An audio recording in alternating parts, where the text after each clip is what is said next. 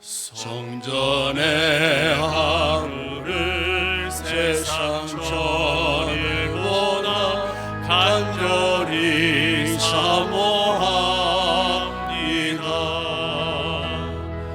내 생전 여호와 지레고하며 주님만 찬양하리라. 아름다우신 주님의 위엄 매일 새롭게 세우시네. 오 놀라우신 주님의 자비 이전보다도 사랑해.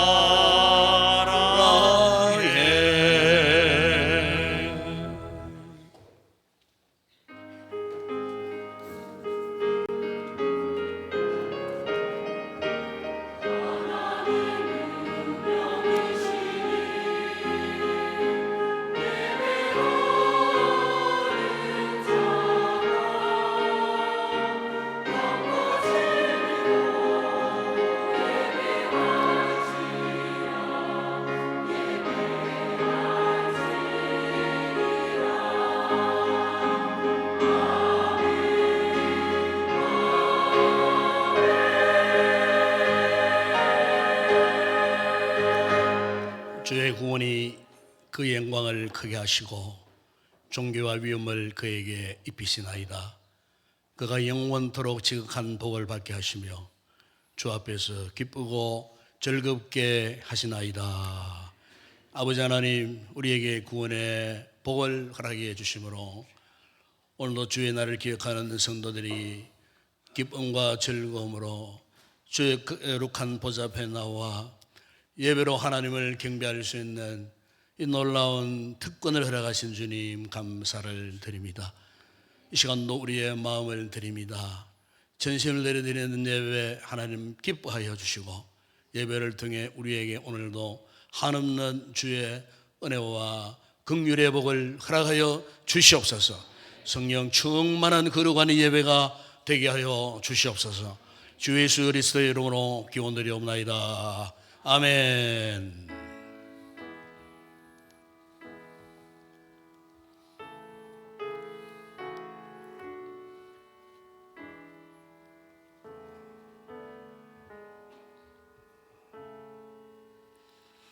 하늘에 계신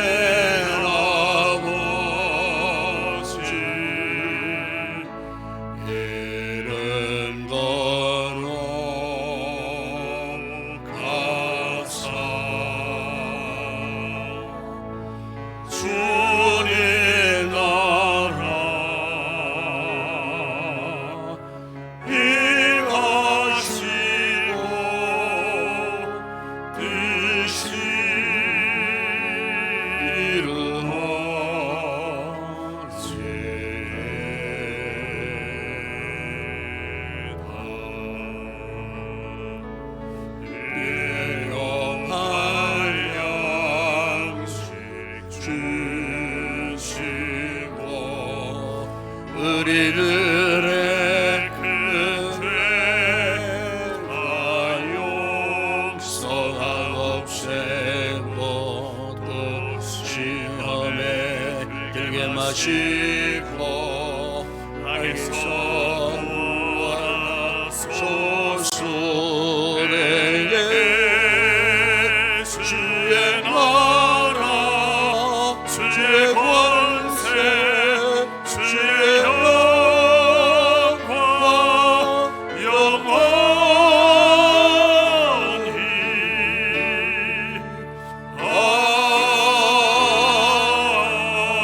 아멘.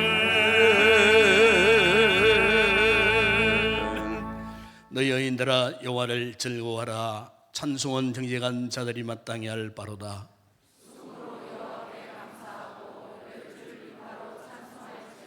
새 노래로 그를 노래하며 즐거운 소리로 아름답게 연주할지어다.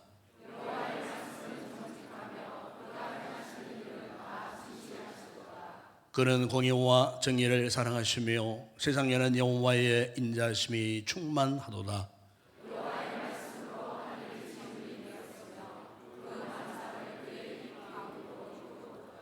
그가 바닷물을 모아 무더기같이 쌓으시며 깊은 물을 곳간에 두시도다. 온 땅은 여호와를 두려워하며 세상의 모든 거민들은 그를 경외할지어다. 아멘. 전능하사 천지를 만드신 하나님 아버지를 내가 믿사오며 그 외아들 우리 주 예수 그리스도를 믿사오니 이는 성령으로 잉태하사 동녀 마리아에게 나시고 본디오 빌라도에게 고난을 받으사 십자가에 못 박혀 죽으시고 장사한지 사흘 만에 죽은 자 가운데서 다시 살아나시며 하늘에 오르사 전능하신 하나님 우편에 앉아 계시다가 저리로서 산자와 죽은 자를 심판하러 오시리라.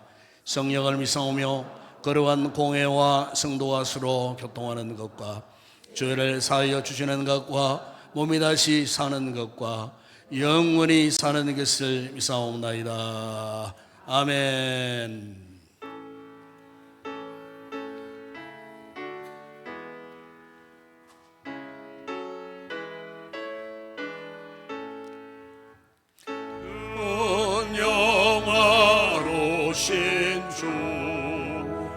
이곳에 오셔서 이 모인 자들로 주 백성 삼으사 그 중에 항상 계시고 그 중에 항상 계시고 그 영광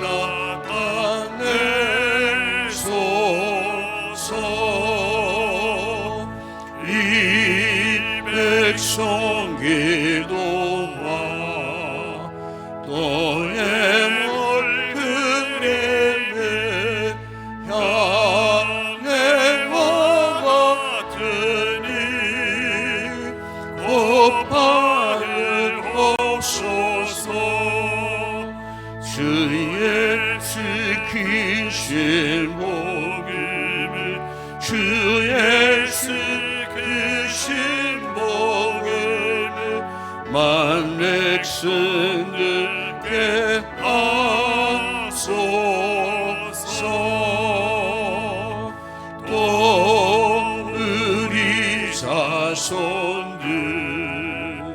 다 주를 기리고 조성경돌같이 빛나게 하소서.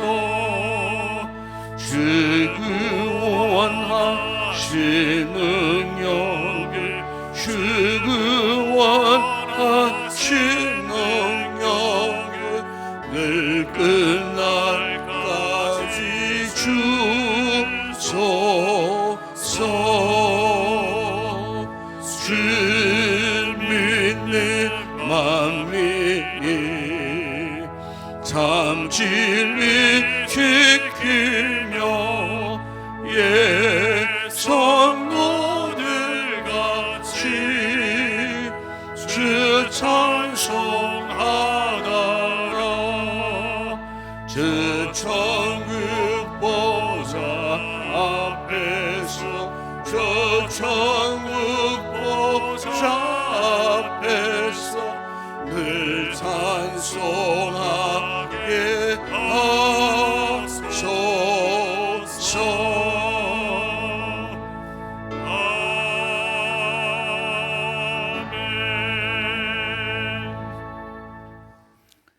만군의 여호와여, 주의 장막이 어찌 그리 사랑스러운지요. 은혜와 축복 속에 힘차게 출발했던 26년, 이제 6월의 마지막 주일 예배를 인동교회 재단에 모여 예배하게 하심을 감사드립니다.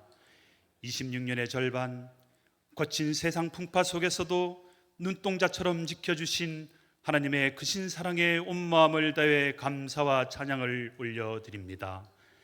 자비로우신 주님, 이 시간 지나온 삶을 돌아봅니다.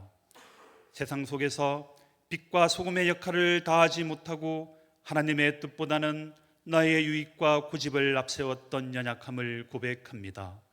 말과 행실로 지은 모든 허물을 십자가의 보혈로 깨끗이 씻어 주시옵소서.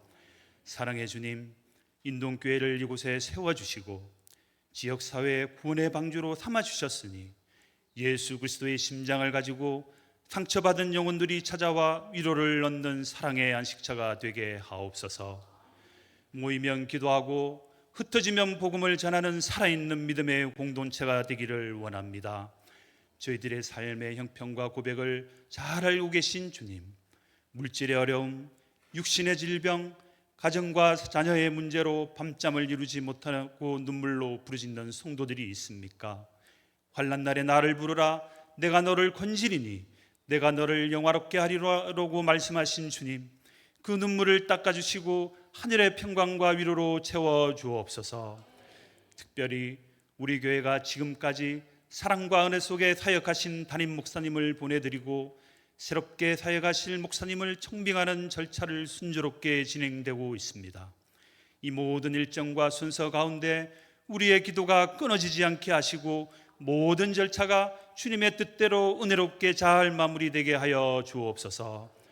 이번 주간부터 진행되는 각 부서의 여름 성경학교와 수련회, 다음 세대들을 위한 사역을 준비하고 있습니다. 준비하는 모든 손길들 위에 복을 다하시고 우리의 다음 세대들이 인격적으로 주님을 만나 인동교회와 이 나라의 기둥으로 자라는 은혜의 멋진 계절이 되게 하여 주옵소서. 말씀을 들고 단위에 서시는 담임 목사님을 성령의 권능으로 붙들어 주시고 선포되는 말씀이 살아있어 영혼의 목마름을 해결하는 생명의 양식이 되게 하옵소서. 보이지 않는 곳에서 각자의 자리에서 헌신하는 모든 사역자들에게 하늘의 신령한 복으로 갚아주시고 특별히 아름다운 찬양을 올려드릴 할렐루야 찬양대의 찬양을 기쁘시게 받으시고 우리의 마음문은 활짝 열려지게 하옵소서. 오늘 드리는 이 예배가 형식적인 종교 행위가 아닌 영과 진리로 드리는 최고의 예배의 순간이 되기를 바라오며 예수 그리스도의 이름으로 간절히 기도드립니다. 아멘.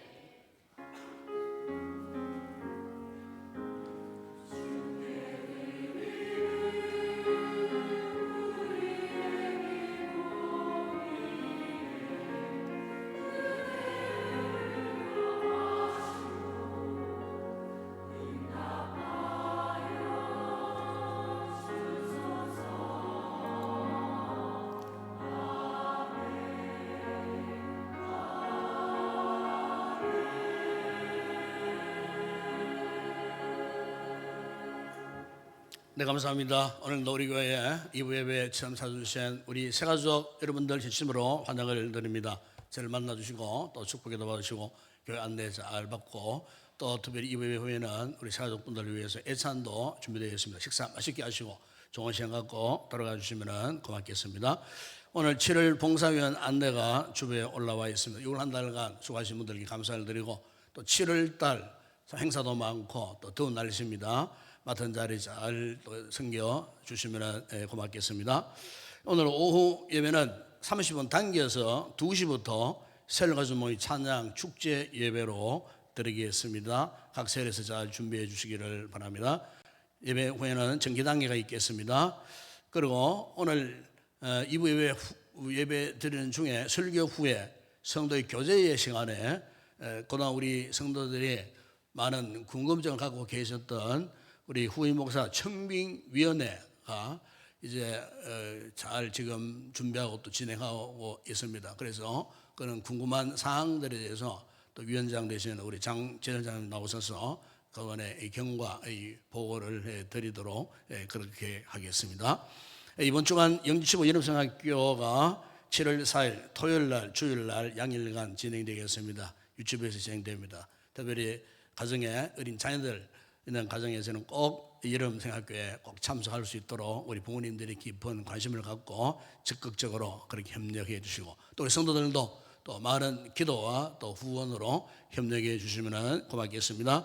또 화요일부터 목요일까지 전국 장로회 후보 수련회가 있습니다. 강원도 홍천 대명 비발디에 있겠습니다. 가시는 사람들 잘 다녀오시기를 바랍니다.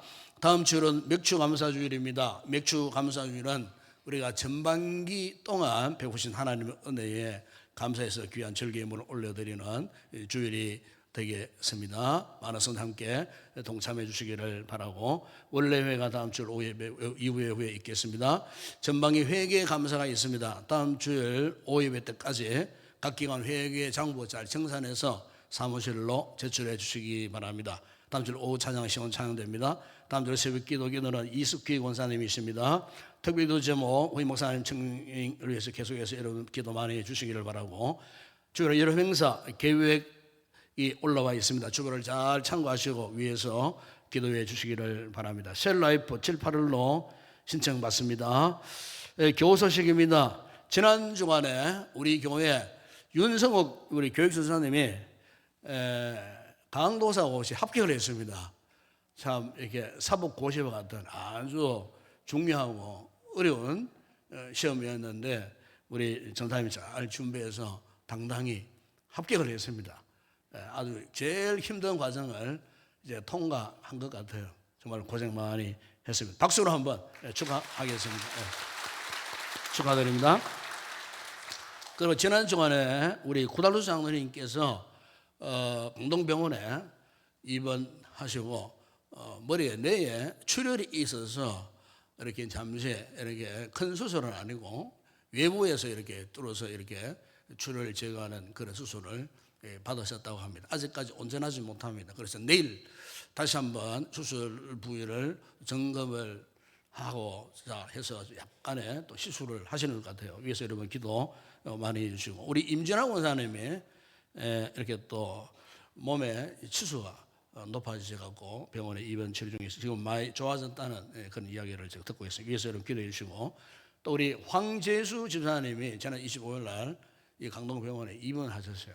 그래서 뭐 어지러움증이 있어갖고 그래서 29일 날 퇴원할 그런 계획을 갖고 있답니다. 요즘 들어 이제 우리 어르신들이 갑자기 몸이 이렇게 안 좋아지는 분들이 들어 계시는 것 같아요. 이제 건강관리 잘 하시고 또 어쨌든 기도 많이 하시고 건강 잘 유지하시고 어떻게 장수의 복을 누리는 그런 어른들이 꼭 되시기를 축복합니다. 이 시간 주님 앞에 귀한 예물 올려드립니다.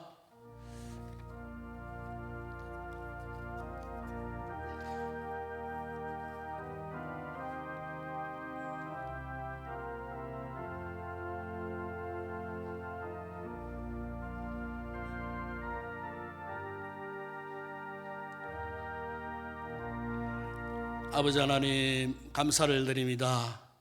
우리의 생명의 주의 손에 있음을 믿기에 한 주간도 강건한 삶을 살던 우리 성도들이 거룩한 예배의 자리에 나오며 오늘도 아름다운 각양의 귀한 예물들을 올려드리게 하시니 감사드립니다.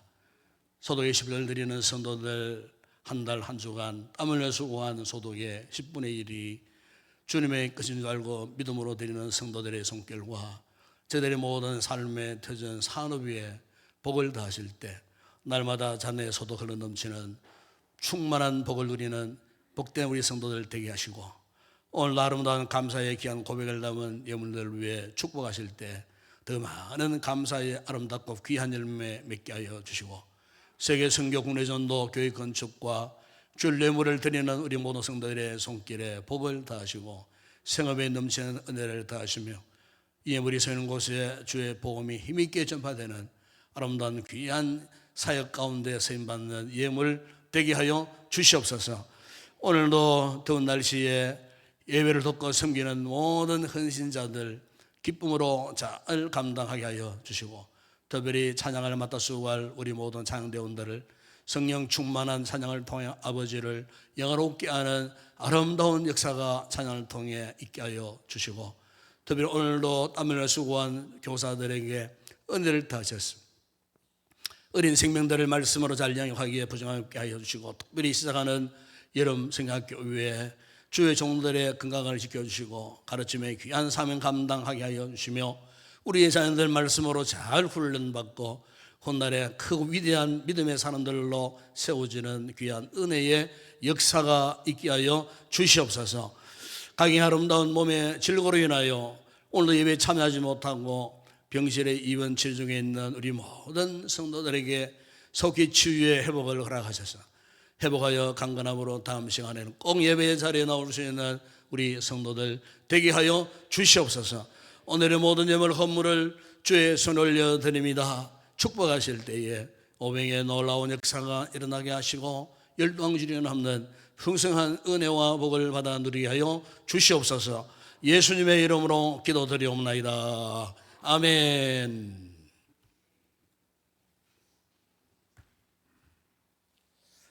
오늘 성공할 하나님의 말씀입니다. 오늘은 구약 성경 사사기 제17장의 말씀이 되겠습니다. 구약 성경 사사기 제17장 1절에서 6절의 말씀을 한 절씩 교독합니다. 구약 성경 391쪽에 있습니다. 사사기 제17장 1절에서 6절을 한 절씩 교독을 합니다. 제가 1절 먼저 봉독합니다. 에브라임 산지에 미가라 이름하는 사람이 있더니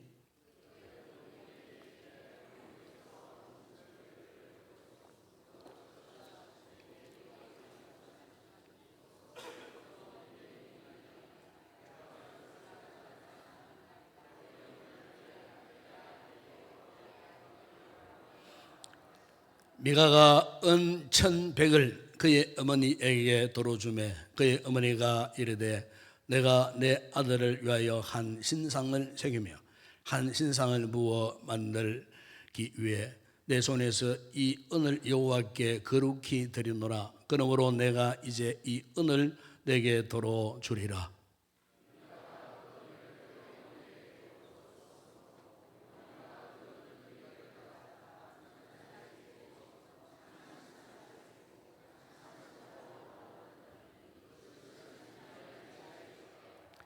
그 사람 미가에게 신당이 있으므로 그가 에봇과 드라빔을 만들고 한 아들을 세워 그의 제사장으로 삼았더라. 그때에는 이스라엘에 왕이 없었으므로 사람마다 자기 소견에 옳은 대로 행하였더라. 아멘.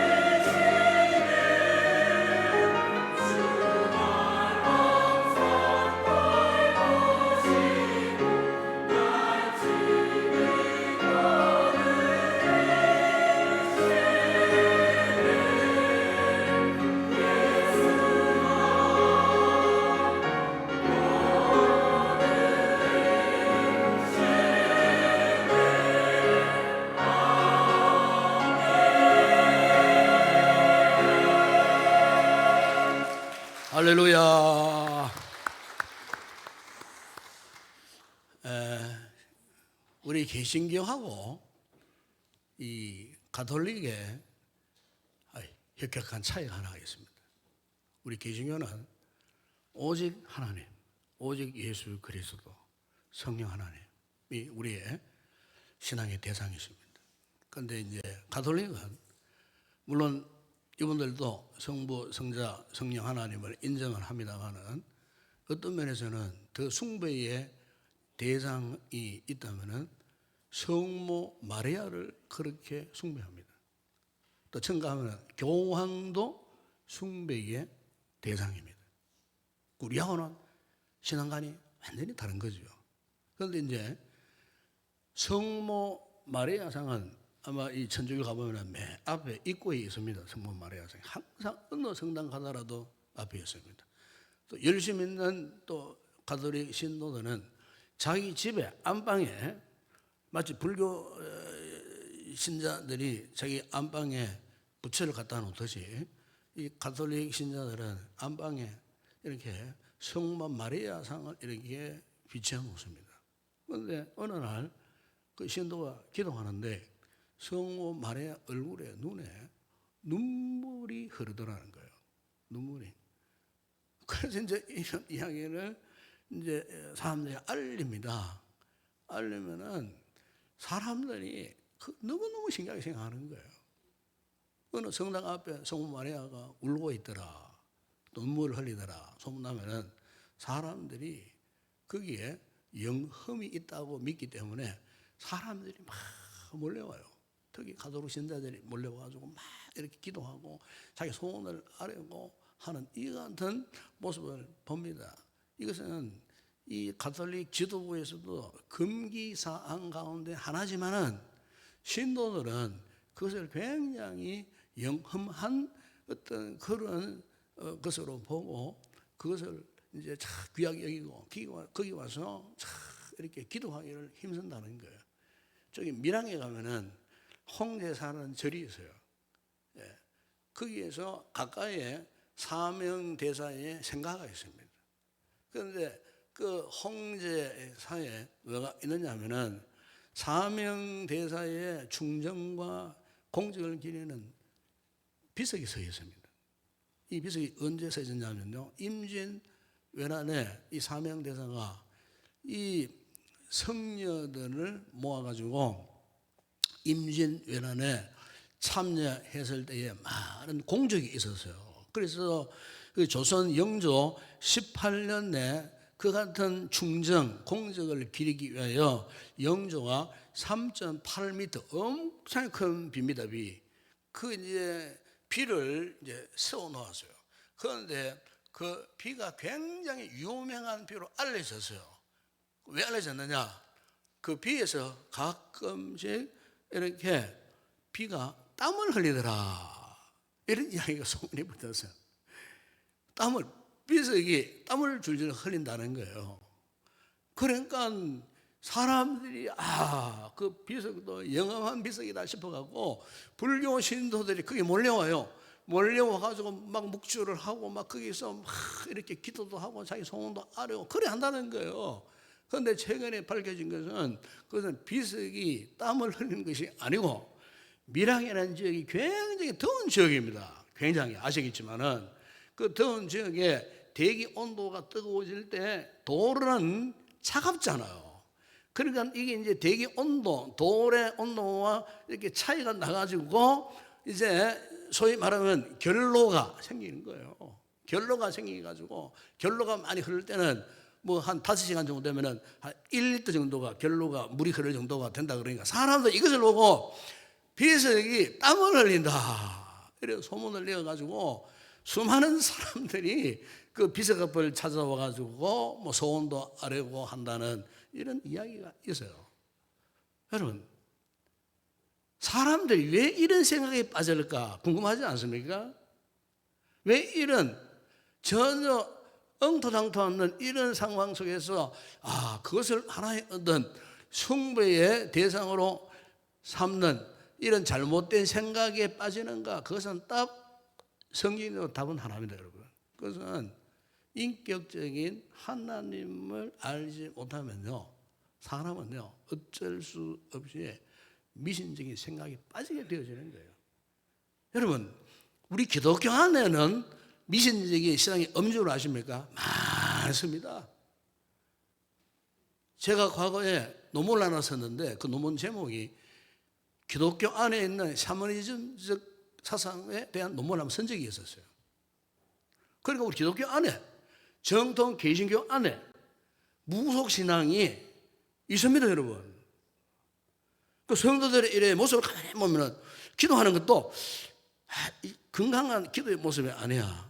생각의 자체가 뭔가 오래로부터 우리나라에 토속적으로 깔려 있었던 미신적인 생각의 사상들이 기독교 신앙을 믿고 있으면서도 자신도 모르게 미신적인 행위를 한다는 거예요. 기도할 때나 뭐 헌금할 때나 봉사할 때나 뭐 교회를 성경할 때나 개인적인 어떤 영적인 어떤 사건 상황을 만났을 때나 이렇게 보게 되면은 마치 우상 숭배하는 저 사람들처럼 우리도 자신도 모르게 이 같은 미신적인 행위를 하고 있는데 우리는 그걸 모르잖아요, 지금. 그러나 분명한 것은 우리 성도들이 진정 하나님과의 인격적인 이런 관계를 가지면은 그런 잘못된 의식이나 사상이나 행위에 빠지지 않습니다. 여러분이 미신 가는 건, 미신이라는 것은 마약과 똑같은 거예요. 마약은요, 단 한 번의 호기심으로 탁 먹어보세요. 그때부터 그 사람은 마약 중독자의 길을 걷는 거예요. 벗어날 수 없어요. 그 마약이라고 하는 약효가, 우리를 가스라이팅 해가지고 우리의 뭐 행동이나 말이나 감정이나 행동 거지를 완전히 마약이 완전히 우리를 그냥 집어삼켜버려요. 그래서 마약이 무서운 거예요. 마찬가지로 미신적 생각, 의식도 똑같아요. 여러분, 오늘 본문에 이 비슷한 이런 일들이 일어나는데 그건 또 이스라엘 공동체 안에서 일어난 사건이에요. 이 사사기는 특별히 세 가지 내용을 담고 있어요. 그 먼저 하나는 이스라엘 백성들이 가나안 땅에 들어가 가지고 각 지파별로 가나안 땅을 정복하는 가나안 정복사를 초두에 기록을 하고 있다가 그 다음에는 가나안에 정착한 이스라엘 백성들이 하나님 앞에 끊임없이 죄짓고 범죄합니다. 그래서 하나님께서 그 주변에 있던 이방 족속들을 통하고 그 하나님의 백성들을 징계를 내려요. 그랬을 때 그들이 회개할 때 하나님께서 사사를 보내셔가지고 그들을 다시 회복시키시고 그들의 잘못된 신앙을 또 이렇게 본래의 모습으로 회복하는 이런 내용들이 이 사사기 안에 기록되어 있어요. 그리고 또 하나 중요한 사실을 기록하고 있는데 이것은 그 당시 사사시대가 400년입니다. 400년 동안에 이 사사시대에 영적으로 타락한 어두운 면 이런 것들 도저히 고치지 않는 변화되지 않는 그래서 끝까지 자신들의 취향대로 살아가는 불순종의 큰 모습들을 이 사사기가 아주 구체적으로 신랄하게 이 기록을 하고 있다는 거예요. 특별히 이 17장에서 마지막 21장까지 보면은 충격적인 사건 이야기가 두 가지 나와요. 그 첫 번째 하나는 오늘 우리가 묵상할 이 미가 가정의 우상 숭배 사건이고 또 하나 사건은요 레위의 첩의 그 살인 사건. 그건 또 그 음행한 레위의 첩을 12토막 내갖고 이스라엘 각 지파에 보내는 충격적인 토막 사건 이야기가 거기 나와요. 그러니까 이 사사시대가 얼마나 영적으로 암울하고 타락했던 시대인가를 이 두 사건만 보더라도 알 수 있는데 이 오늘 묵상할 이 사건은 바로 이 내용 아닙니까? 1절에 보세요. 1절에 시작합니다. 그 내용이 에브라임 산지에 미가라 이름하는 사람이 있더니 미가 에브라임 산지 아마 에브라임 지파의 사람이었던 것 같아요. 그 또 하나 그 이 사람의 이름 보세요. 이름 우리 번역에는 미가라 말하지만은 히브리 원문성경에 보면은 미카야후라는 이름을 써요. 미카야후라는 이 이름의 뜻은 뭐냐? 누가 여호와와 같으래요. 현대 우리식으로 표현하면은 하나님이 최고야. 하나님이 내 인생의 짱이야. 이런 표현이에요. 이게 솔직히 말하면은. 그러니까 이 미가라는 이 사람은 하나님에 대하여 굉장한 자부심을 가졌던 그런 사람이었기에 그 이름 속에 하나님이 최고야, 하나님이 짱이야 하는 이는 미카야후라고 하는 이름을 가진 사람이었어요. 그런데 오늘 본문 1절에 이어 2절에 보면은 이런 사건이 일어납니다. 아마 이 미가의 집이 굉장히 부잣집이었던 것 같아요. 왜냐하면은 어느 날 미가야 집에 있었던 은 1100개가 사라져 버렸어요. 여러분 옛날에는 은 그러면 굉장한 보물입니다, 여러분. 은이 뭐 한두 개 갖고 있는 것도 아니고 무려 1100개. 여러분 은이 얼마나 가치 있느냐 하면요, 10절에 보게 되면은 10절에 이런 내용이 계세요. 제사장의 1년치 사례비가 몇 개냐면 은 10개. 1년치 제사장 연봉이 은 10개였으니까 1100개가 있었다는 말은 이거는 어마무시한 돈, 집으로 말하면 거의 한 수십억 대의 갑부의 집이 있다 그 말이에요. 은 10개면은 지금으로 환산하면은 그 당시로 보면은 한 수억 원 된다고 보면은 1100개면은 수십억 대를 가지고 있는 아마 그 에브라임 지파 가운데서도 이 미가의 집안은 정말 갑부의 집이 아니었는. 그런데 어느 날 갑부의 집에 도둑이 들어왔어요. 도둑이 들어왔는데 은 1100개를 잃어버렸으니까 미가의 어머니가 보통 충격을 받는 것이 아니에요.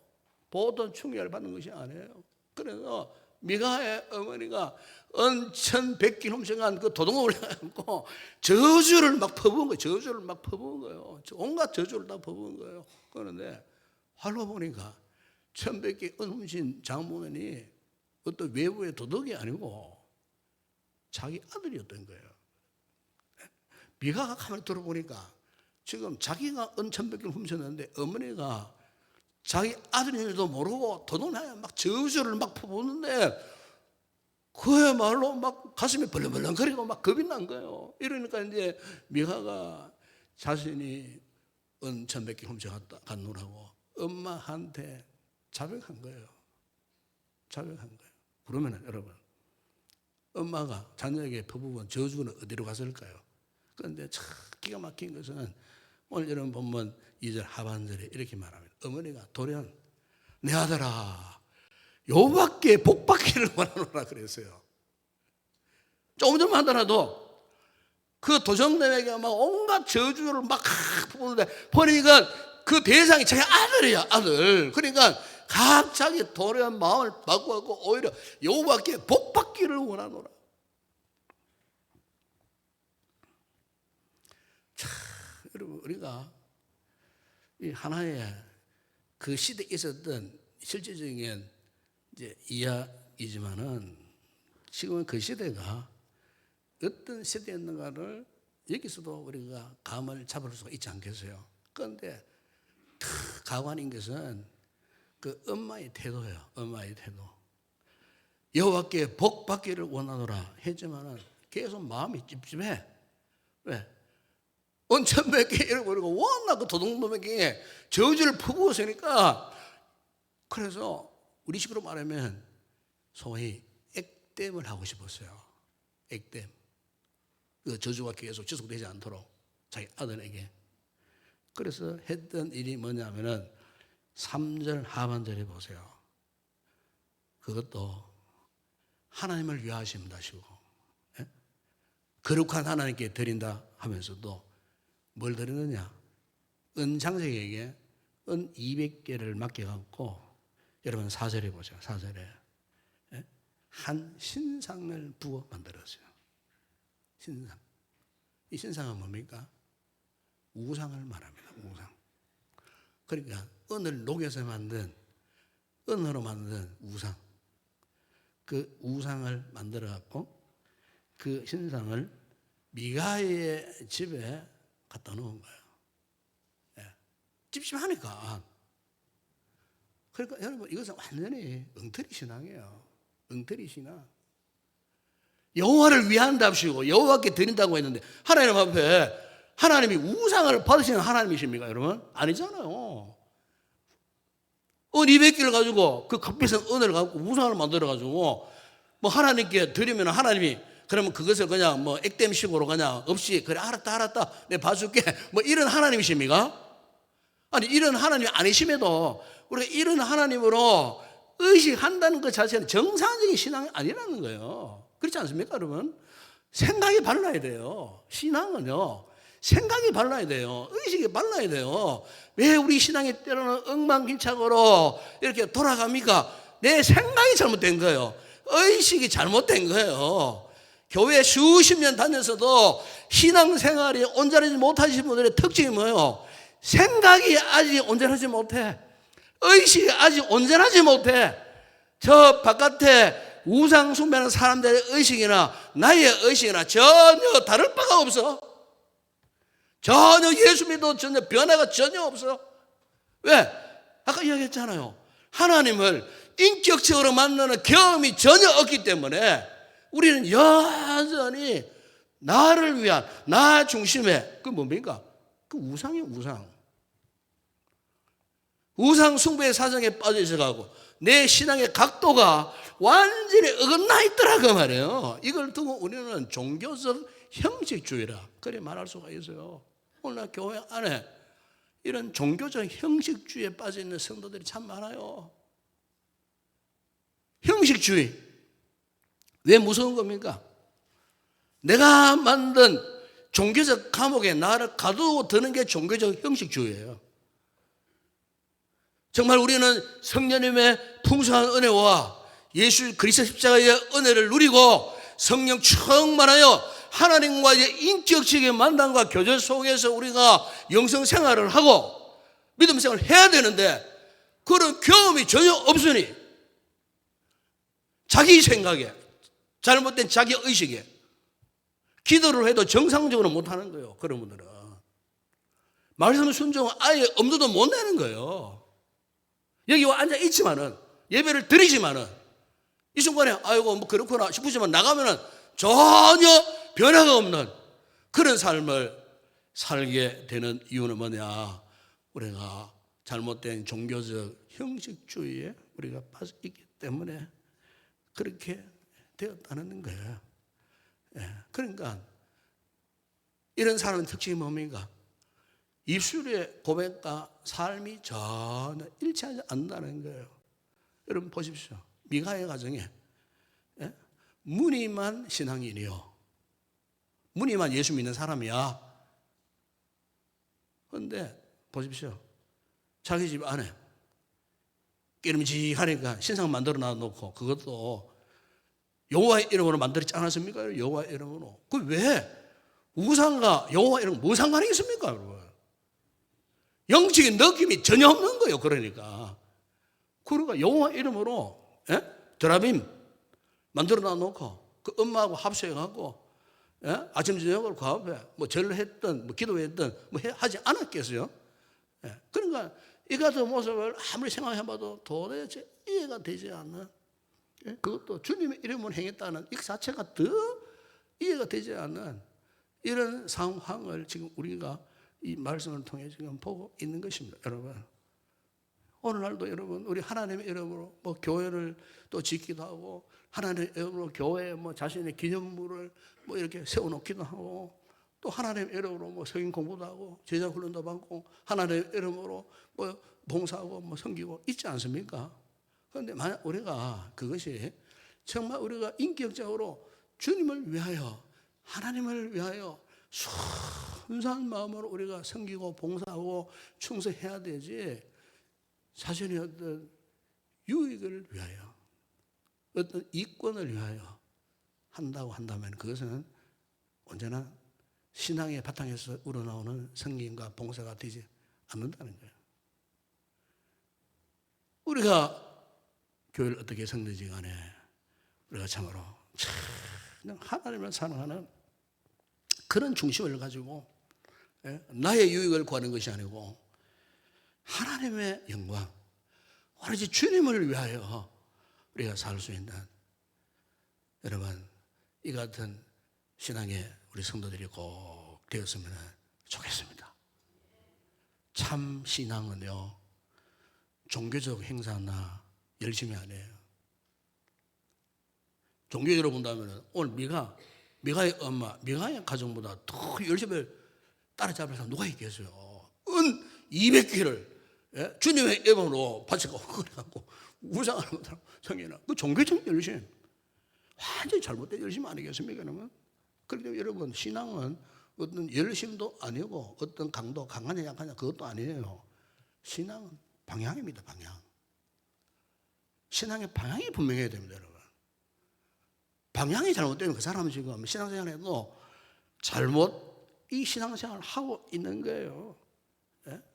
비록 우리의 삶이 힘들고 고통스럽고 더딜지라도 오로지 우리 하나님을 바라보고 하나님을 향하여 그분을 위하여 그분께 기도하고 그분께 맡기고, 그리고 그분이 원하시는 대로 그분이 원하시는 방향을 따라가야 되는 거예요. 내가 정한 방향이 아니라 그 말이에요. 내가 가기 쉬운 그런 좋은 길이 아니라는 거예요. 때로는 하나님이 사람을 통해 역사하실 때가 많아요. 내가 미처 생각하지 못했을 때 사람을 통해서 말씀하실 때가 많다니까요. 그럴 때 영적인 분별력이 있는 사람은 이게 하나님의 뜻이구나, 그렇구나 기도해보고 그렇다, 하나님의 뜻인 것 같구나. 그래서 순종하는 거예요. 하나님께서 말씀으로 주신 것이 아니고 어떤 환경이나 사람을 통해서도 그렇게 우리의 직간접적으로 말씀하실 때 영적으로 성령으로 충만하게 깨어있는 성도는요, 깨닫는 거예요. 그렇구나. 그러면은 주님이 원하시는 방향대로 내가 나가야 되겠구나. 여러분, 신앙은 절대로 내 편의대로 믿는 것이 아니에요. 하나님께서 하신 말씀대로 믿고 그분의 말씀대로 성령님이 감동하시는 대로 따라가는 것이 진정 우리의 신앙의 진정한 모습이라는 거예요. 이것은 개인이든지 공동체이든지 하나님을 향하여 오로지 하나님의 영광을 위한다면 포기할 수도 있고 내려놓을 수도 있고 순종할 수도 있고, 하나님의 영광을 위해서라면 가시밭길이라도 그 길을 가야 되는 것, 이것이 하나님이 기뻐하시는 진정한 신앙의 모습이라는 거예요. 여러분, 19세기에 유명한 세계 문학사를 주름잡았던 레오 톨스토이의 그 이야기 가운데 행복론이라는 책이 있어요. 그 안에서 그가 이런 이야기를 했던 적이 있어요. 인생의 목적이 자기 안일과 행복에만 있다면 견딜 수 없을 만큼 모든 것이 무의미해질 것이다. 그러나 중요한 말을 합니다. 하나님의 영광을 위하여 산다면 영원한 희열을 느끼게 될 것이다. 그래서 하나님의 영광.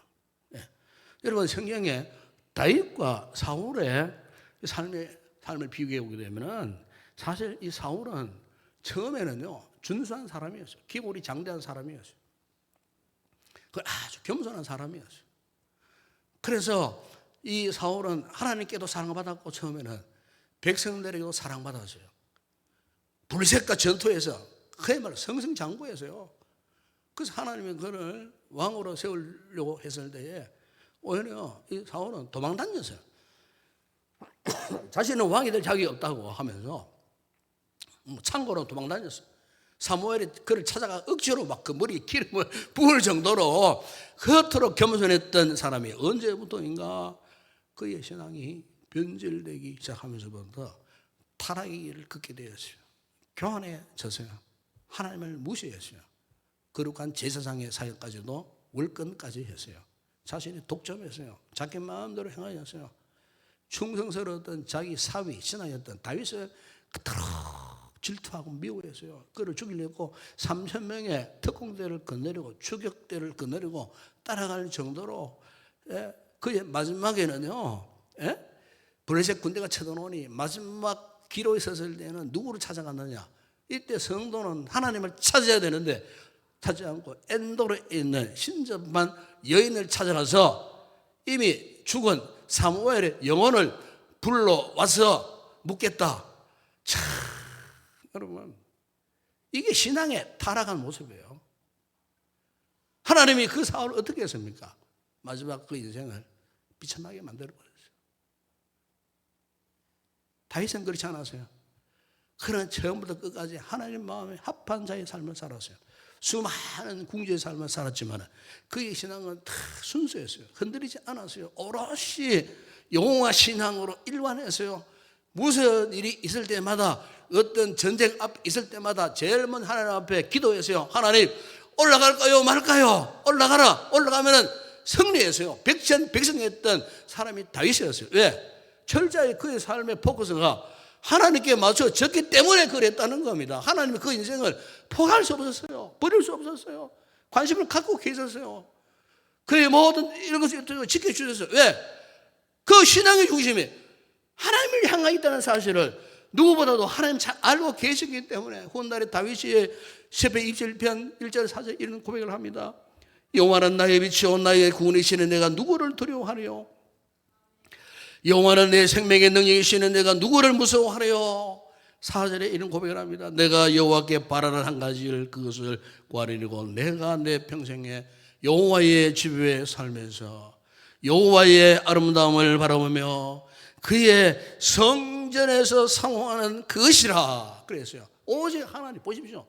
여호와 여호와 여호와 여호와 그것도 모자라서 주의 성전의 주사도 내가 여호와를 사모하고 여호와를 바라보리라. 그의 신앙의 방향, 목적이 너무나 분명했고 그래서 하나님과의 정말 영적으로 절친한 그 관계 속에 살았던 사람이 바로 이 다윗이었어요. 이 다윗을 하나님이 축복하신 거예요.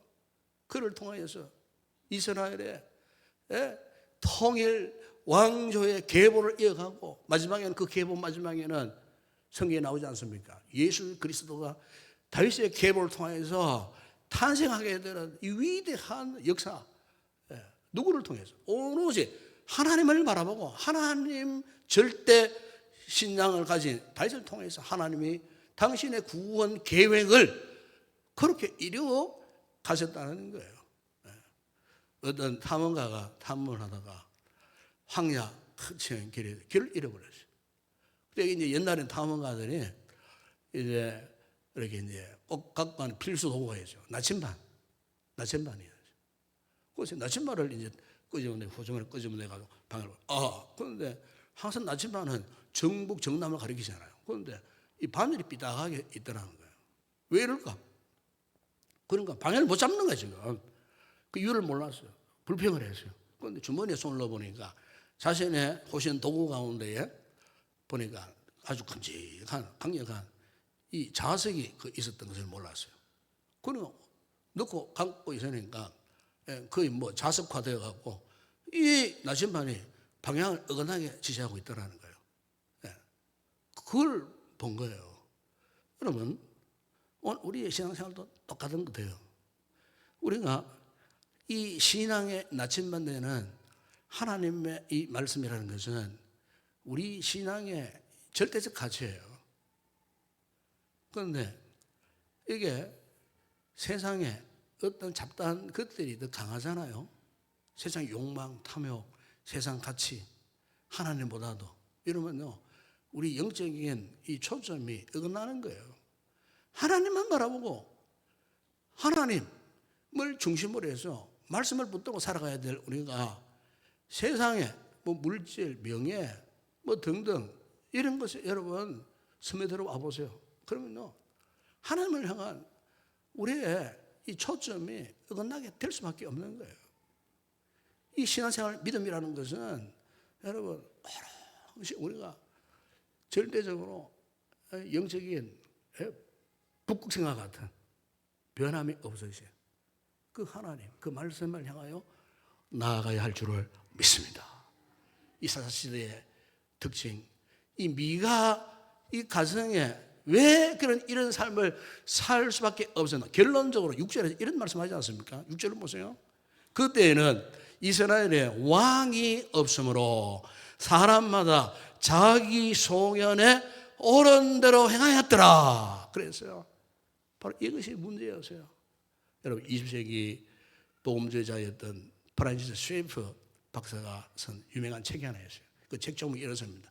그러면 우리는 어떻게 살 것인가? 그 책 많은 내용 가운데 이분이 결론적으로 이것을 이야기합니다. 우리는 하나님의 말씀으로 돌아가야 합니다. 하나님의 말씀으로 돌아가야 합니다. 사랑 여러분, 오늘 우리의 삶을 현장을 한번 돌아보십시다.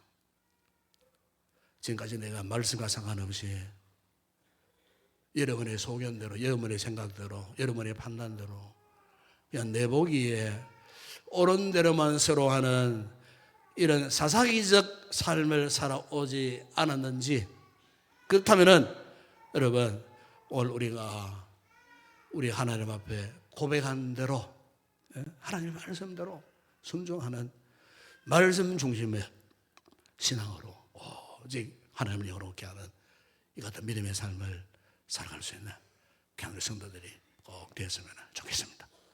기도하겠습니다. 아버지 하나님, 우리의 삶을 다스리시고 이끄시는 분은 하나님이십니다. 그러나 우리가 영적으로 약해질 때는 자꾸 세상을 돌아보게 되고 세상 그 무엇에 혼란을 느끼고 거기에 붙들려 길을 잃고 살아갈 때가 참 많습니다. 오늘 말씀을 통하여 주여, 우리가 이미 알고 이미 믿고 있는 하나님의 약속의 말씀, 우리의 신앙 고백대로 살아가는 저희들 되게 하여 주시옵소서.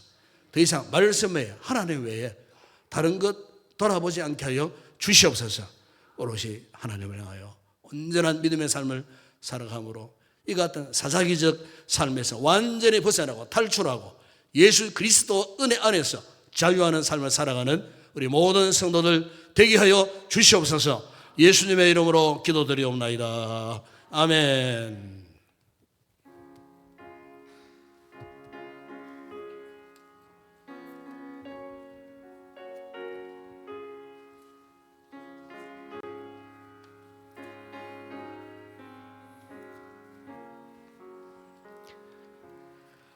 주 예수보다도 귀한 그 신 없네.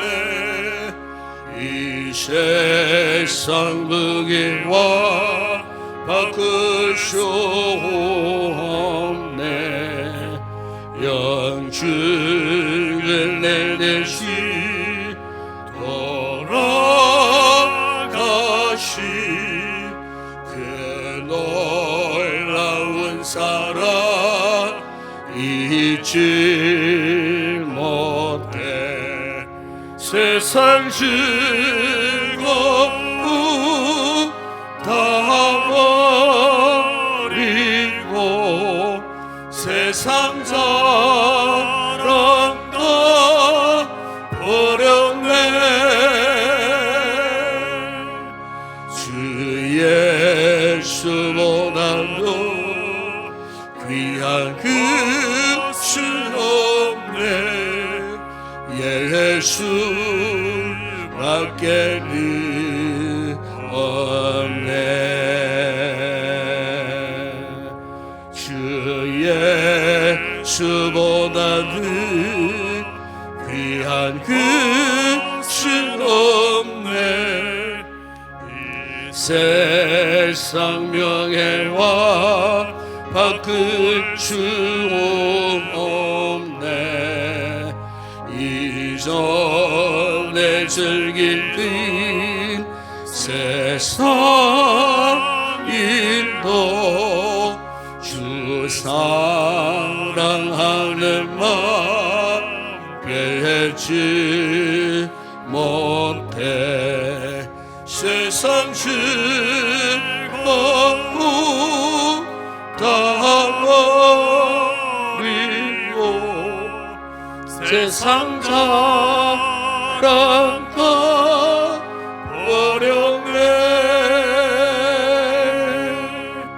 주 예수보다는 귀한 그 신 없네 예수밖에는 없네 주 예수보다는 귀한 그것은 없네 이 세상 행복과 바꿀 수 없네 유혹과 핍박이 몰려와도 주 숨기는 내 마음 변치 않아 세상 즐거움 다 버리고 세상 사랑가 버렸네 주 예수보다는 귀한 그것은 없네 예수밖에는 없네. 네, 이 시간에는 우리 아까 광고 시간에 말씀드렸지만은 우리 후임 목사 청미위원회 위원장 되시는 우리 장재철 장님 나오셔서 그간의 상황 보고 진행 보고를 우리 성도들에게 알려드리도록 그렇게 하겠습니다.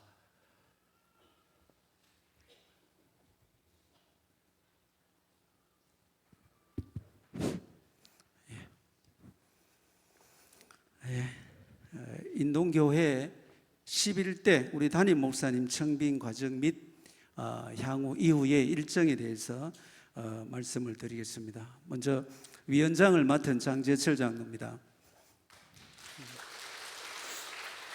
먼저 성도님들께 감사를 드립니다. 지난 5월 달 첫 주일에 우리 담임 목사님께서 개인 신상 발언 이후에 약간의 혼란을 가지신 분들도 계셨지만은 담임 목사님과 당회 전체가 또 긴밀하게 소통하고 또 조기 은퇴의 시기라든지 또 은퇴 이후의 예우라든지 이런 부분에 있어 충분하게 조율도 하고 진행했다는 점을 분명히 말씀을 드리겠습니다. 목사님은 아직도 의욕도 넘치고 건강하시고 또 사역에 대한 열정이 어느 누구보다도 있으심에도 불구하고 우리 인동교회를 위해서 3년 조기 은퇴를 결정하셔서 이 시간을 빌어서 다시 한 번 더 감사의 말씀을 드리고 그 과정에서 우리 성도님들께서도 요동하지 않으시고 그저 기도하시고 묵묵히 지켜봐 주셔서 차분하게 기다려 오신 우리 성도님들께 다시 한 번 더 감사를 드립니다. 사실 김 목사님은 사실 우리 노회에 우리 장로님들은 5분이나 장로 분회장을 사실은 했어요. 그래서 우리 목사님한테도 저는 개인적으로 노회 임원도 하시고 노회장도 하시고 여러 차례 제가 말씀을 드렸지만은 그때마다 하시는 말씀이 장로님 제 목회만 해도 바쁩니다. 제 목회만 해도 바쁘다. 그래서 열정적으로 지금까지 오시면서 제가 이 시무장로를 오래 하다 보니까 이 9대 김강옥 목사님 때도 청빙에 참여했고 또 10대 김성길 목사님의 청빙 과정에서도 참여를 했는데 제가 22년 전에 생각이 납니다. 우리 당회에서 최종 김 목사님 선정되고 서울 대길교회 박현식 목사님 제가 이사 오는 날 가서 청빙 때 갔었는데 그때는 목사님이 머리카락도 새까맸었고 머리도 덜 빠졌는데 이제 보니까 많이 빠졌어요. 이제 그래 그 박현식 목사님이 저보고 장로님 모셔가거든 목회 잘하도록 힘이 되어 달라. 그때 제가 예 알겠습니다 하고 했던 말이 어느덧 제가 22년이 지난 이제 목사님 아직 3년 남았는데, 사실 저 개인적으로는 저 목사님 목양실에 아마 제가 제일 많이 들락거렸을 겁니다. 아마 저는 목사님하고 한 5달 제가 나이가 어립니다. 그러다 보니까 편하게 잘 들렸는데, 서로 참 이 부분에 있어서 우리 조율이 잘 됐고 해서 또 우리 후배 장로님들도 여기에 참 협조가 잘 되고, 제가 선배 장로님들이 있을 때는 참 편했어요. 사실은 저 때는 22년 전 같으면 쫄따구였잖아요. 그냥 시킨 대로만 했습니다. 근데 어느 날 제가 이제 선임이 되다 보니까 좀 이 일을 맡게 됐는데, 감사하게도 여기까지 우리 성도님들이 기도를 많이 해 주셔서 감사를 드리고요. 이 청빙의 후임 목회자 선정은 설교 한 번 듣고 2편 듣고 결정한다는 게 참 어렵습니다. 그래서 이 일은 정말 사람이 하는 일이 아니고 우리 하나님께서 전적으로 하시는 일이고, 우리는 그 도구로서 어떻게 하든지 하나님의 뜻을 헤아려서 후임 목회자를 위해서 뭐 20년이 될지 30년이 될지 모르는 목회자가 또 인동교회 아마 예비해 두지 않았겠나 이렇게 생각을 합니다. 그래서 저들도, 우리 장로님들은 먼저 그의 나라와 그의 의를 구하라는 하는 이 말씀을 오로지 표대로 삼아가지고 기도하면서 또 시행착오를 줄이기 위해서 노심초사 우리가 여기까지 진행을 했습니다. 이거는 우리 인간의 어떤 지식으로도 할 수 없고 경험으로도 할 수 없고, 온전히 우리 하나님의 계획하심과 섭리하심을 겸손하게 인정하고, 우리 하나님이 딱 맞는 그리고 인동교회에 꼭 맞는 어떤 11대 우리 담임 목사님을 허락해 주시기만을 간절히 바라고 기도하고 또 기도하면서 여기까지 왔습니다. 우리 청빙위원들은 지난 6개월 동안 또 신문 광고 나가고부터 2달 동안 사실 장로님들 뭐 자주 모였습니다. 토론회도 치열하게 하고 어떻게 해야 될 거냐 기도하자, 여러 가지로 우리가 어떤 이 부분에 있어 사실은 많이 애를 썼다는 점을 말씀드리고, 또 이제 새로 오실 목사님은 아마 다음 주부터 설교자로 세울 건데, 조금 후에 제가 날짜별로 PPT 띄워서 설명을 드리겠습니다만은 어느 교회 어느 지역의 어느 목사님이라 하는 거는 말씀을 안 드리고 그냥 이름만 해서 세워서, 왜 개인정보 노출입니다. 사실 부교육자가요 이렇게 담임으로 광고 담임으로 이렇게 이력서 내기가 쉽지 않아요. 그래서 이제 오셨는데 혹여 4분 중에 한 분만 세워야 되기 때문에 상처가 안 되기 위해서 그런 점은 좀 양해를 해 주시고요. 어쨌든 우리 많은 성도님들께서 이 청빙 과정을 궁금해 하셨고, 또 청빙위원회에서는 그간의 청빙 과정을 성도님들에게 알려드리는 것이 마땅한 도리라고 생각돼서 오늘 제가 이 자리에 섰습니다. 지금부터 그 진행되어 온 11대 담임 목사님 청빙 과정과 향후 일정에 대해서 제가 간단하게 말씀을 드리겠습니다. PPT 되면은 띄워주시고요. 먼저 이 얘기, 우리가 이제 전국 신문에 나온 걸 저들이 기독신문에 담임 목사님 청빙 과정에 대해서 칼라로 전국에 광고를 냈는 부분입니다. 목사님하고 이제 이 얘기가 나오고 나서 1월 31일 날 우리 먼저 은퇴 원로 장로님 8분하고 저하고 목사님의 의견을 먼저 1월 31일 토요일 날 저녁에 같이 의견을 나눴습니다. 그리고 2월 1일 날 이제 장로님들을, 시무 장로님들을 모아서 목사님 의견을 전달했고요.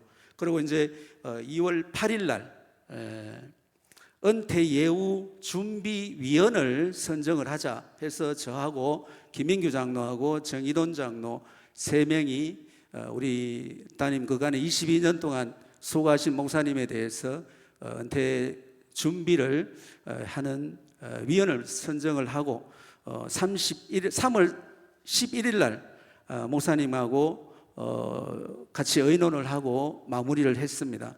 그렇게 해서 3월 29일 당회에서 담임 후임 목사님 청빙 규약도 가결을 하고 4월 26일 날 담임 목사님 청빙에 대한 일정도 당회에서 가결을 하고 아까 신문에 나온 기독신문에 청빙 광고를 냈습니다.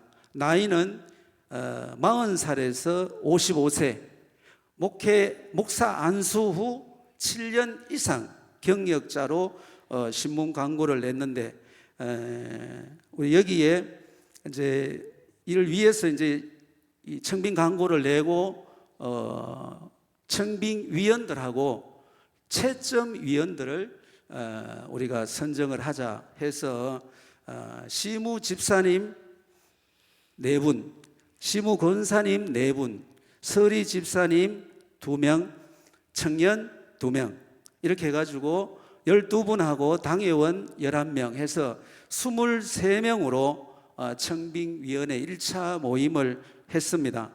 5월 22일 날 서류를 마감을 하고 보니까 35분의 이력서를 제출했는데 그 중에 담임 목사님이 6분이었고 협동 목사님이 1분, 해외 선교사님 1분, 그리고 부목사님이 27분이 선정이 됐습니다.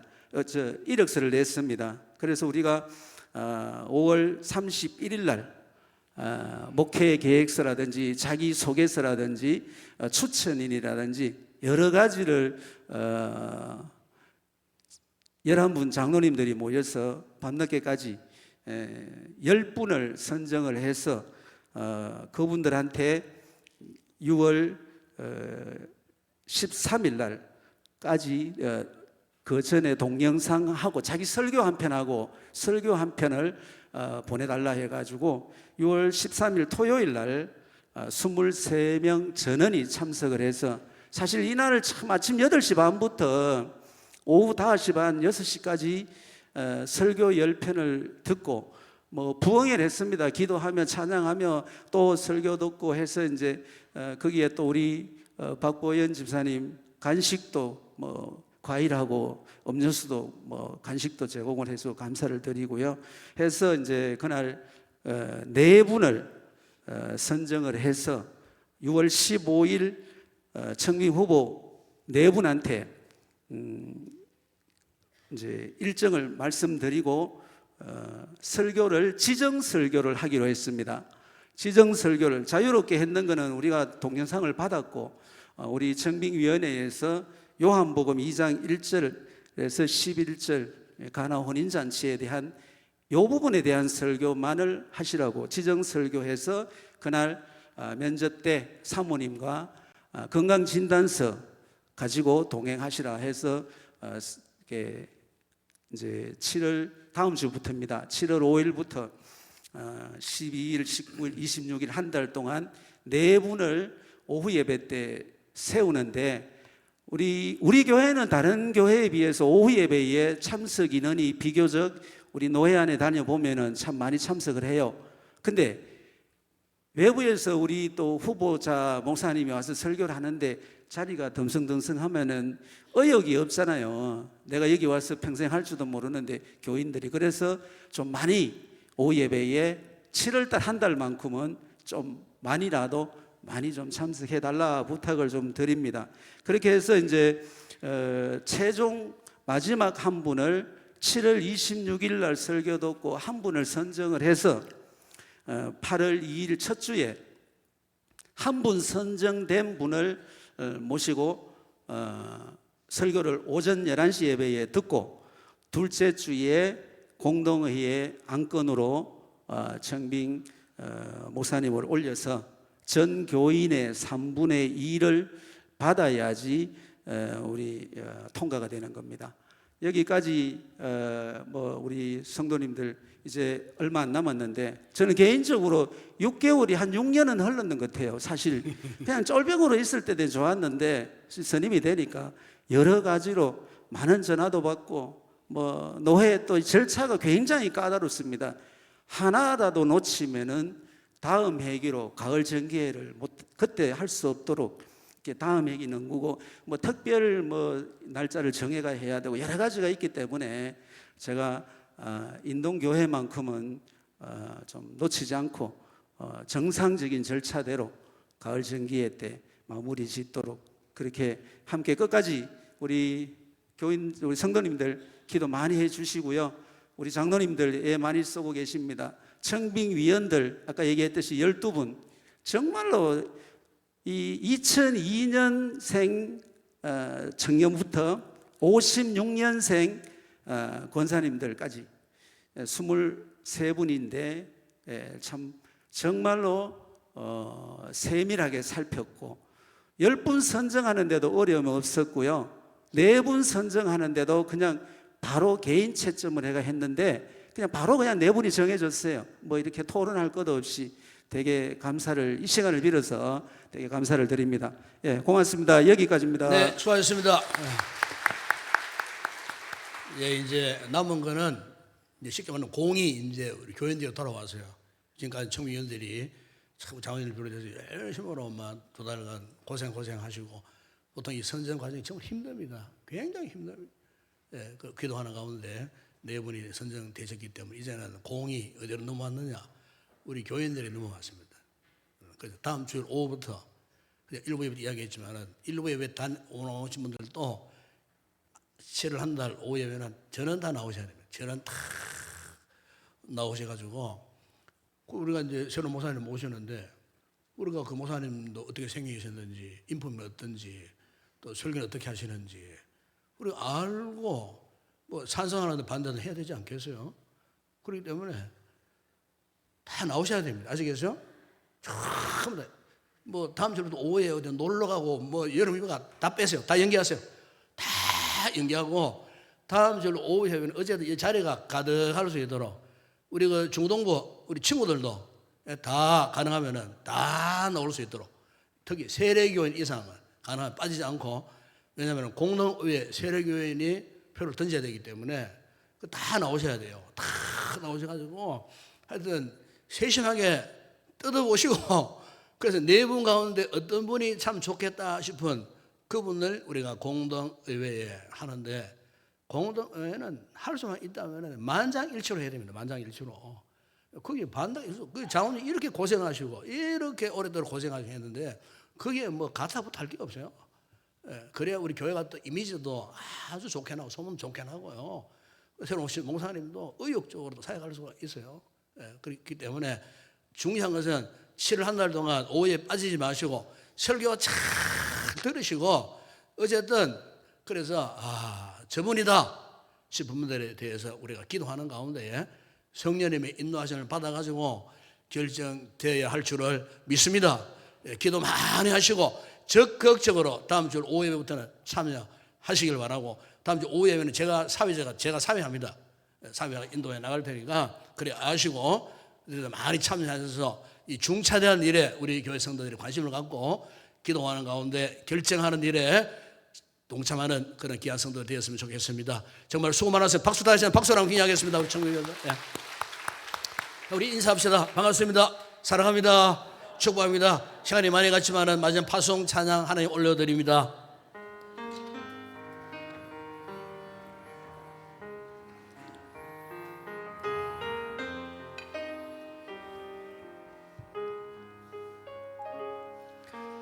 우리 주는 위대하며 능력이 많으시도다. 그의 지혜 무궁하며 인자는 영원하도다. 상한 자들 고치시며 상처를 싸매시도다.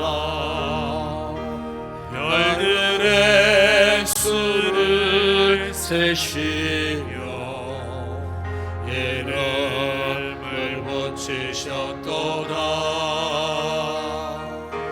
그가 구름으로 하늘을 덮으시며 땅을 위하여 비 준비하시니 예루살렘아 여호와를 찬송할지어다. 내 하나님을 감사함으로